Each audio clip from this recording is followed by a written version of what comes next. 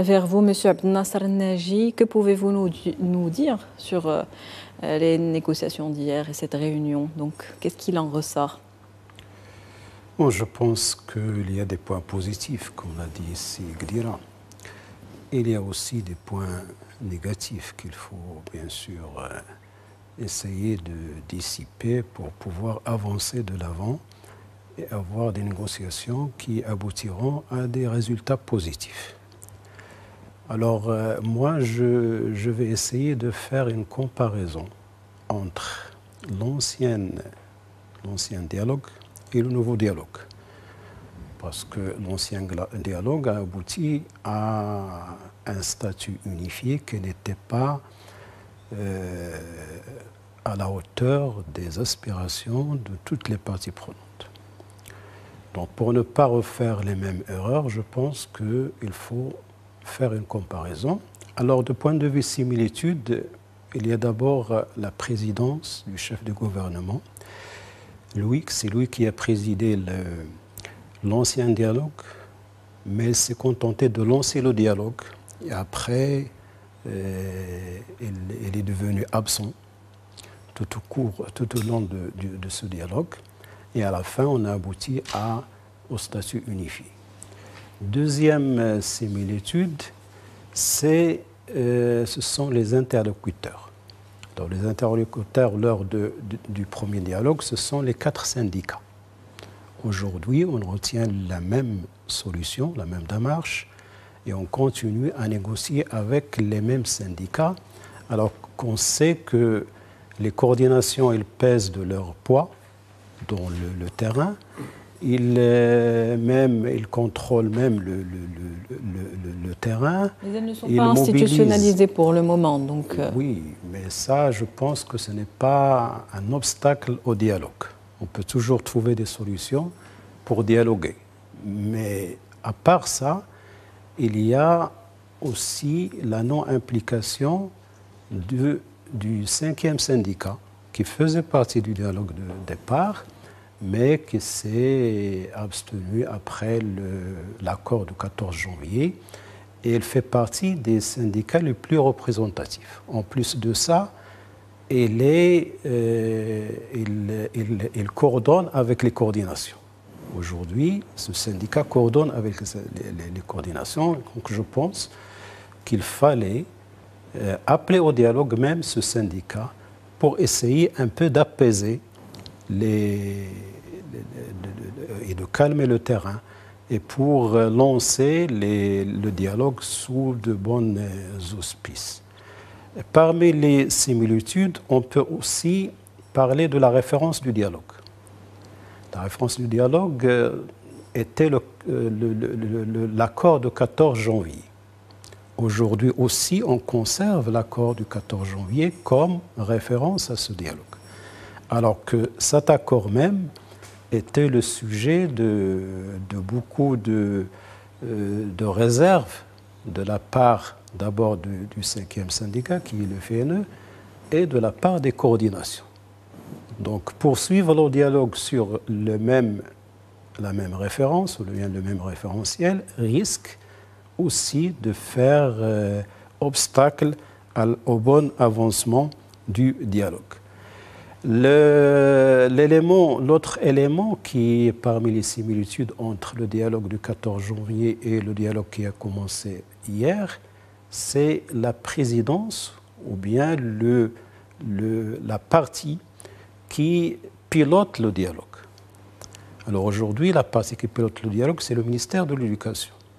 C'est la même chose pour l'ancien dialogue, c'était le ministère de l'Éducation, et on se rappelle que même les syndicats qui faisaient partie du dialogue se sont opposés à ce pilotage en disant que le ministère de l'Éducation a procédé... La du chef du gouvernement. Oui, aujourd'hui, c'est la différence.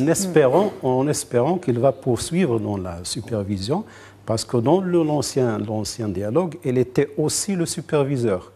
Mais il n'a pas poursuivi, c'était indirectement. Aujourd'hui, s'il supervise directement le dialogue, on aura peut-être des solutions. Très bien, donc on retiendra. Que se passera-t-il selon vous Quel pourrait être l'apport réel qu'il pourrait avoir? Bon, je pense qu'il y aura un grand apport parce que ce sont les coordinations qui sont maintenant dans le terrain. Ils ont une force, ils ont un pouvoir de mobilisation et ce pouvoir de mobilisation, ils peuvent même l'utiliser contre des solutions qui, en principe, sont des solutions à leur faveur. Mais comment unifier Mais il y a un obstacle psychologique qu'il faut dépasser. Cet obstacle psychologique, on peut le dépasser en évitant les coordinations. En plus, il y a une seule coordination maintenant qui regroupe toutes les coordinations, c'est la coordination nationale. Il a un coordinateur, il a des membres de bureaux. Et quelles sont leurs revendications aujourd'hui? Bon, les revendications, ils sont connues maintenant. Est-ce qu'elles sont unifiées? On peut dire qu'elles sont unifiées? Elles sont unifiées entre les coordinations. Bien sûr, il y a des revendications qui dépendent des catégories professionnelles. Ça, ce sont des revendications que même le gouvernement, le chef du gouvernement, a dit qu'ils vont respecter ou bien répondre favorablement à ces revendications. Mais je pense que les principales revendications sont d'abord l'augmentation des salaires.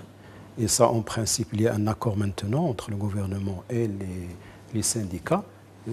Reste à négocier la valeur de ces augmentations. Je pense pour un montant de 2500 dirhams. 2500 dirhams, je pense que ça, c'est le minimum que doit donner le gouvernement parce qu'il a un engagement dans le programme de gouvernement pour augmenter les salaires de 2500 dirhams. Sur le budget total, donc, ça représente 4 milliards de dirhams. 4,2, donc 4,2 milliards de dirhams. Bien important. Bon, je pense que le gouvernement peut donner ou bien peut... faire l'effort. Faire l'effort, oui, faire l'effort On semble aller dans cette direction dans tous les cas. Pour acheter la paix sociale, donc ça c'est très important. Deuxième revendication, elle concerne le retrait du système de sanctions. Et je pense qu'à l'issue de la réunion d'hier, ils sont d'accord pour revenir à la fonction publique, ce système de sanctions de la fonction publique. Troisième revendication, elle concerne les fonctions de l'enseignant, les missions, les tâches de l'enseignant. Ça, je pense que c'est un problème qui n'est pas majeur. On peut tout à fait fixer les tâches de l'enseignant qui répondraient aux besoins ou bien aux revendications des contestataires. Mais je pense que le plus grand problème... Justement, j'allais y venir. Quel est le problème, justement? Le plus grand problème, il y a deux problèmes majeurs. Le premier, c'est l'intégration des cadres d'académie dans la fonction publique. Et ça, c'est l'une des principales revendications des coordinations. Et je pense pas, ça c'est mon avis personnel, je ne pense pas que le gouvernement va intégrer les cadres d'académie dans la fonction publique. Parce que c'est très difficile de le faire. Et il y a des engagements du gouvernement vis-à-vis d'autres instances. Donc, je ne pense pas qu'il va le faire, d'autant plus que ça, c'est une démarche qui a été, ou bien une approche qui a été adoptée par le gouvernement depuis je dirais même 2012. 2012, et puis elle s'est concrétisée en 2016 avec la contractualisation avec les cadres d'académie. Donc je pense que ça, c'est un problème majeur. Donc le deuxième problème majeur, il concerne le système d'incitation. Alors ce système d'incitation, il a été élaboré par le ministère de l'Éducation sur la base d'une démarche, d'une approche qui se base sur le nouveau management public et qui lie la performance ou bien la promotion à la performance et au rendement. Et ça, c'est un système qui était intégré dans le statut unifié et qui va obliger les enseignants à travailler selon une approche de rendement et de performance qui ne lie pas la fonction de l'enseignant à sa performance personnelle, mais il le lie à la performance des élèves. Performance des élèves, c'est-à-dire les résultats scolaires, les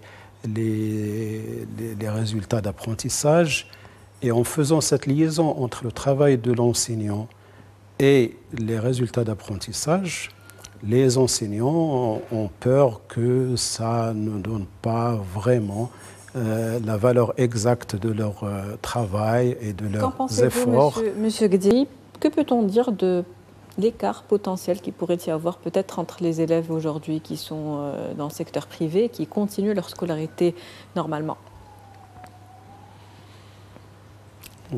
Un grand écart, parce que par rapport à celui qui a étudié normalement et celui qui a arrêté ses cours pendant 2 mois, c'est un écart considérable. On peut dire aujourd'hui que les élèves de l'école publique n'ont pas étudié pendant un trimestre. C'est le premier trimestre, n'ont pas étudié. Donc, il y a une incidence très importante sur les acquis scolaires. Monsieur Gdira avait dit tout à l'heure qu'on pouvait rattraper. Oui, on peut rattraper, bien sûr. Perdu, mais moi, je parle de l'écart aujourd'hui.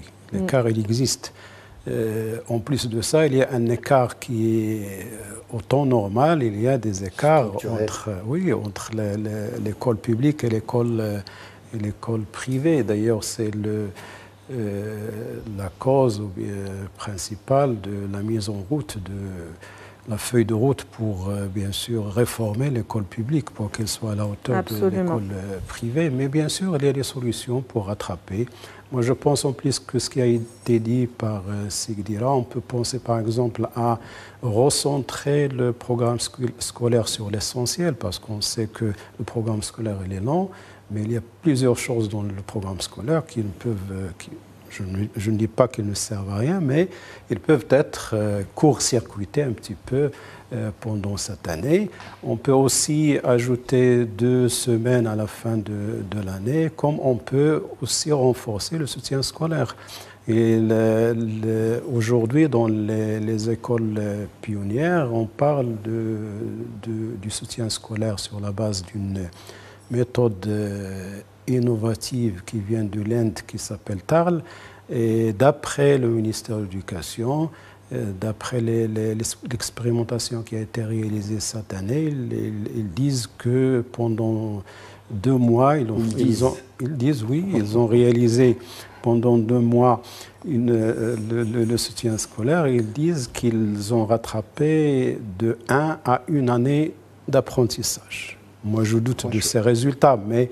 Vous semblez douter également, monsieur Oui, Gdira. je doute fort de ces résultats, mais je pense que c'est l'occasion aujourd'hui pour le ministère de l'Éducation pour confirmer ces résultats à l'occasion de cette crise. On va demander juste Neji. Moi, je pense qu'il faut décomposer le dialogue en 2 étapes. Première étape, c'est d'ici le 15 janvier. D'ici là, on peut résoudre quelques problèmes, on ne peut pas résoudre tout. Et après, le 15 janvier, il faut revenir au bon sens. Qu'est-ce que c'est que le bon sens? C'est de mettre la loi cadre comme référence principale du dialogue et des négociations pour arriver à un statut unifié qui soit à la hauteur des aspirations de tout le monde.